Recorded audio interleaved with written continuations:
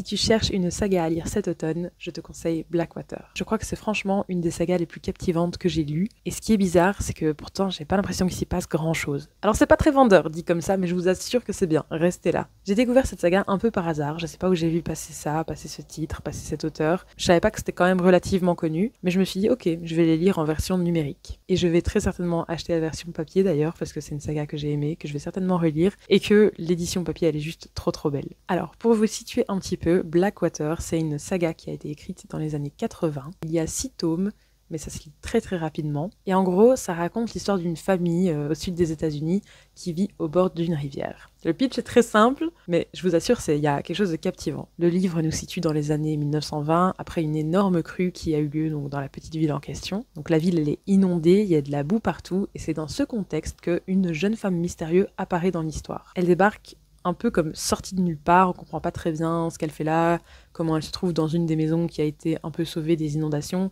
Elle est secourue par une famille d'habitants, celle qu'on va suivre sur des générations, et c'est là que tout commence. C'est clairement une histoire de famille, ce qui ne me botte pas du tout à la base, mais c'est une histoire de famille. On va suivre leurs secrets, les rivalités, les amours, les tensions, les tragédies aussi. Et ce qui rend Blackwater un peu plus particulier pour l'ambiance automnale, c'est qu'il y a une touche de fantastique dedans. Il y a une touche de fantastique qui est apportée d'une manière que j'adore, c'est que c'est pas flagrant, c'est pas l'élément prédominant du livre en soi, c'est en toile de fond bien sûr, mais c'est assez subtil au début et on comprend des petits éléments de fantastique par-ci par-là pour aller vers quelque chose d'un peu plus gros à la fin, mais c'est vraiment tiré en longueur, mais c'est pas embêtant, c'est pas frustrant, on dévore les livres les uns après les autres en fait. En fait, c'est une histoire d'ambiance où on sent qu'il y a un petit truc dérangeant sous la surface et que on a envie de savoir ce que c'est. Donc moi aussi au début, je m'attendais à lire une saga d'horreur et là, on n'est pas dans l'horreur pure, il y a quelque chose de dérangeant, oui, mais c'est plutôt de l'ordre du fantastique, je trouve. C'est vraiment une atmosphère, une ambiance, comme je disais.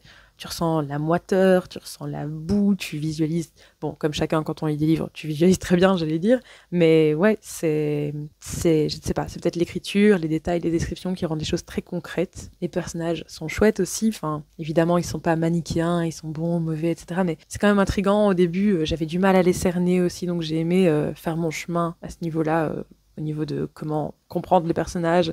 Est-ce qu'ils sont bons? Est-ce qu'ils sont mauvais? C'est quoi leurs objectifs? Qu'est-ce qu'ils veulent? Pourquoi ils sont comme ça? Enfin, tout ça, j'avais envie de le comprendre en lisant. Et au sein de la famille aussi, il y a vraiment une question de pouvoir, de contrôle qui règne. Et c'est une saga qui m'a surprise parce que, de manière générale, quand je suis une génération, j'aime rester et suivre cette génération. Par exemple, dans les séries où il y a de nouvelles générations qui arrivent, c'est quelque chose avec laquelle j'ai beaucoup de mal. Et là, le fait de passer de génération en génération, c'était tellement bien amené que ça m'a pas dérangé du tout. Donc voilà, j'essaie vraiment de vous en dire un petit peu et de plus vous transmettre une atmosphère et des thématiques sans vous raconter l'histoire, parce que je trouve que c'est mieux de découvrir vraiment de A à Z ou le plus possible. Et ce qui est ouf aussi, ce que je ne savais pas, c'est que l'auteur, c'est aussi le scénariste de Beetlejuice et de L'étrange Noël de Monsieur Jack. Donc je me dis forcément que j'allais aimer.